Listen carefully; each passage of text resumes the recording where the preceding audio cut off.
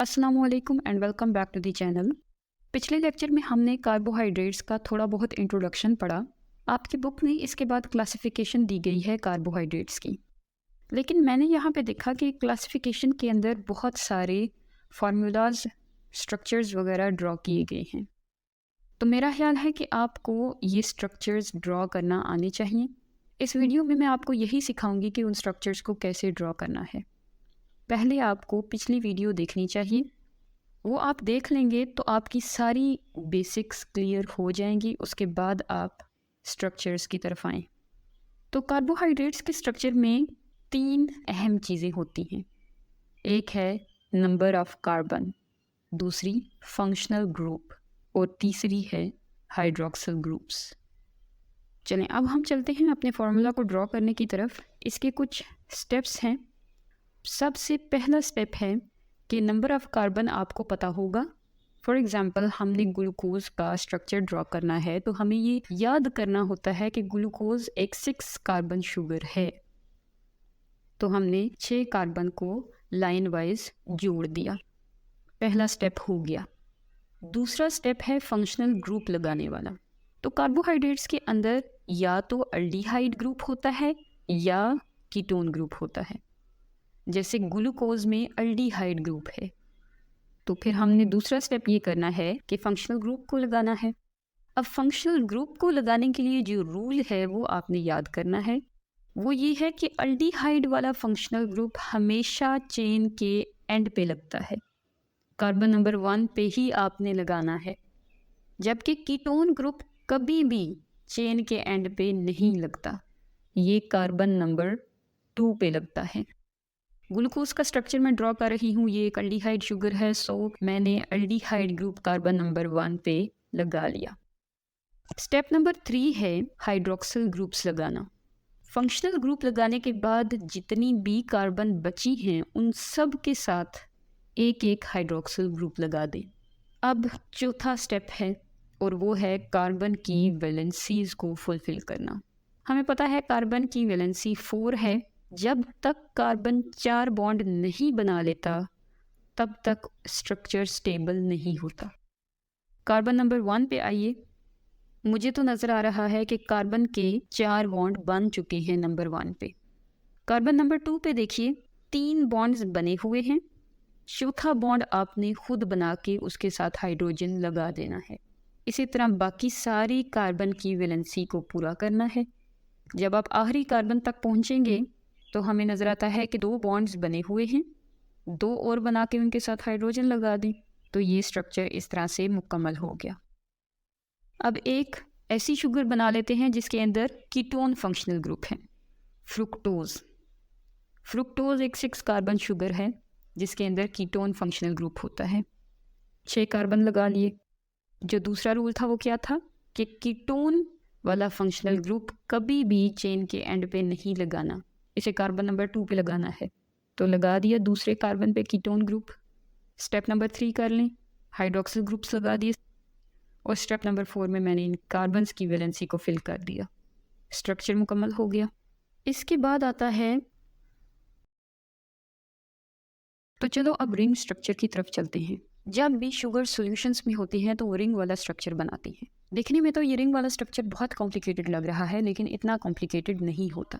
क्या होता है, जब हमारे पास एक सीधी रस्सी होती है, हम पकड़ के उसके दोनों सिरों को बांध दे तो एक रिंग बन जाता है। शुगर भी कुछ ऐसे ही करती हैं। तो चलो आप देखते हैं कि वो कैसे अपने दोनों एंड्स को ज्वाइन करती हैं। तो उसके लिए एक रूल है। वो रूल ये है कि हमेशा वो वाली कार्बन जिसके पास फंक्शनल ग्रुप होता है, जैसे ग्लूकोज में कार्बन नंबर 1 के पास है, फ्रुक्टोज में कार्बन नंबर 2 के पास है, फंक्शनल ग्रुप वाली कार्बन ज्वाइन करती है सेकंड लास्ट कार्बन के साथ। कभी भी आखिरी कार्बन रिंग के अंदर नहीं आएगा। अब ये ज्वाइनिंग होती कैसे है?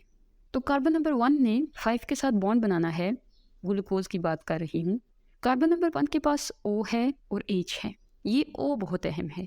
यही वो चीज़ है जिसने 1 और 5 वाली कार्बन को आपस में जोड़ना है। कार्बन नंबर 1 के साथ तो ये पहले से जुड़ा हुआ है। अब इसने कार्बन नंबर 5 के साथ भी बॉन्ड बना लेना है। लेकिन यहाँ पे एक मसला आता है। वो मसला ये है कि कार्बन नंबर 5 के पास तो पहले ही 4 बॉन्ड्स बने हुए थे। अब जब ये 5वां बॉन्ड भी बन जाएगा तो उसकी वैलेंसी डिस्टर्ब हो जाएगी।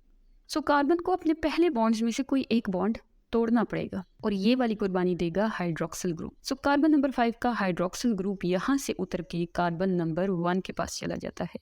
लेकिन आप सोचेंगे कि कार्बन नंबर 1 के पास भी तो जगह नहीं है, उसके भी तो 4 बॉन्ड्स मुकम्मल हैं, तो फिर कैसे वहाँ जाके जुड़ेगा। तो कार्बन नंबर 1 ने ऑक्सीजन के साथ 2 बॉन्ड बनाए हुए थे, वो एक बॉन्ड को तोड़ेगा और हाइड्रोक्सिल ग्रुप के लिए जगह बन जाएगी। तो चलो अब हम इसको ड्रॉ करके देखते हैं। ग्लूकोज के पास 6 कार्बन्स होती हैं और फ्रुक्टोज के पास भी 6 कार्बन्स ही होती हैं, लेकिन ग्लूकोज का रिंग 6 कोनों वाला होता है और फ्रुक्टोज का रिंग 5 कोनों वाला होता है। इसकी एक वजह है, आगे चल के बताती हूँ, फिल वक्त आप इतना ही याद रखो। तो चलो अब पहले ग्लूकोज का स्ट्रक्चर ड्रॉ करते हैं। ग्लूकोज का रिंग 6 कोनों वाला है, तो मैंने हल्की सी लाइन से एक 6 कोनों वाला रिंग बना लिया है, जैसे बेंजीन होता है वैसे ही। अब हम इसके ऊपर कार्बन्स को लिखेंगे। तो कार्बन नंबर 1 इसका रिंग के अंदर आएगा। कार्बन नंबर 1 को मैं राइट कॉर्नर के ऊपर लिख देती हूँ। इसके कार्बन नंबर 1 के पास O है और H है। O को तो मैं लिखूंगी रिंग के अंदर, क्योंकि यही तो वो चीज़ है जो रिंग बनने में मदद कर रही है, यही वो कड़ी है जो इस रिंग को मुकम्मल करेगी। तो कार्बन नंबर 1 का H रह गया है, उसको आप कार्बन के ऊपर लिखें, नीचे लिखें, कोई प्रॉब्लम नहीं है। कार्बन नंबर 1 मुकम्मल हो गया। अगली बारी है कार्बन नंबर 2 की, तो अगले कॉर्नर पे मैं कार्बन नंबर 2 लिखती हूँ। उसके पास H है और OH है। OH को आप ऊपर लिखते हैं, नीचे लिख लें, कोई इतना बड़ा इशू नहीं है। 3 को भी ऐसे ही कर लें, 4 को भी ऐसे ही कर लें। अब बारी आती है 5 की। 5 की हमने बात की कि उसने ऑक्सीजन के साथ बॉन्ड बनाना है, तो उसका ऑक्सीजन के साथ बॉन्ड बना दें। अब 5 की हाइड्रोजन उसके साथ ही रहेगी, हाइड्रोजन को ड्रॉ कर दिया और इसका हाइड्रोक्सिल ग्रुप हम कार्बन नंबर 1 के साथ ड्रॉ कर देते हैं। अब कार्बन नंबर 6 रह गया है, उसने तो रिंग के अंदर आना ही नहीं था और ना उसके लिए रिंग के अंदर जगह बची है। सो हम इसको कार्बन नंबर 5 के साथ ही रिंग के बाहर लिखेंगे और इसके साथ जो भी था, 2 H थे, OH था, वो लिख के हमने अपना स्ट्रक्चर मुकम्मल कर लिया। अब चलो फ्रुक्टोज की तरफ चलते हैं। हमने बात की वो वाली कार्बन जिसके पास फंक्शनल ग्रुप है, उसने ज्वाइन करना है सेकंड लास्ट कार्बन के साथ। तो फिर क्या होगा, फ्रुक्टोज के अंदर दूसरे नंबर वाली कार्बन और 5वें नंबर वाली कार्बन आपस में बॉन्ड बनाएंगी। इसका मतलब है 1 और 6 दोनों ही रिंग के बाहर रहेंगी। तो आप देखें रिंग के अंदर कितनी कार्बन्स ने आना है, कार्बन नंबर 2, 3, 4, 5, बस 4 कार्बन्स ने। और रिंग के अंदर ही ऑक्सीजन को भी जगह चाहिए होती है, तो फिर 5 ही कोने चाहिए ना हमें रिंग के। छठे कोने की तो ज़रूरत ही नहीं है, इसलिए हम पहले से ही 5 कॉर्नर्स वाला रिंग ड्रॉ कर लेते हैं। हल्का सा मैंने ड्रॉ किया, अब उसके ऊपर कार्बन्स लिखना शुरू करते हैं।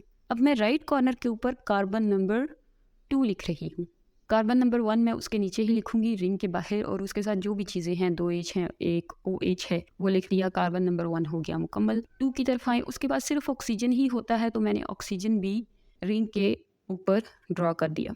अब कार्बन नंबर 3 है, 2 के साथ जो अगला कॉर्नर है उसके ऊपर कार्बन नंबर 3 लिख दें और उसको भी वैसे ही HOH के साथ फिल करना है। 4 भी हो जाएगा। 5 पे आ जाए, 5 ने एक बॉन्ड ऑक्सीजन के साथ बना लिया। बाकी जैसे ग्लूकोज ने हमने किया था, इसका हाइड्रोक्सिल ग्रुप कार्बन नंबर 2 को दे दे, नॉट 1, 2 को दे दिया और बस रिंग तो मुकम्मल हो गया। अभी कार्बन नंबर 6 रहता है, उसको रिंग के बाहर हम लिखेंगे, उसके साथ जो भी चीज़ें हैं उनको लिखेंगे और इस तरह से हमारा फ्रुक्टोज का स्ट्रक्चर मुकम्मल हो जाएगा।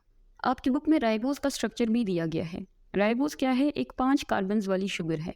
तो इसका रिंग 6 कॉर्नर्स वाला तो हम बनाएंगे ही नहीं, क्योंकि ज़रूरत ही नहीं है। आपको पता है ना, 5 कार्बन वाली शुगर है, एक कार्बन ने तो हमेशा जाना ही रिंग से बाहर है, तो 4 कार्बन को रिंग के अंदर जगह मिल जाएगी और एक कोना हम ऑक्सीजन के लिए छोड़ देंगे, तो फिर 5 कॉर्नर्स ही बनाएंगे राइबोज के भी। बाकी राइबोज का स्ट्रक्चर बिल्कुल ग्लूकोज के जैसा ही होता है, कोई इतना खास डिफरेंस, वही सारे रूल्स आप फॉलो करें और आपका स्ट्रक्चर बन जाएगा। बना के मुझे कमेंट में बताना है कि आपने सही स्ट्रक्चर बना लिया या नहीं। और आज के लिए बस इतना ही। अगर वीडियो पसंद आई हो तो इसे लाइक कर देना। अल्लाह हाफिज़।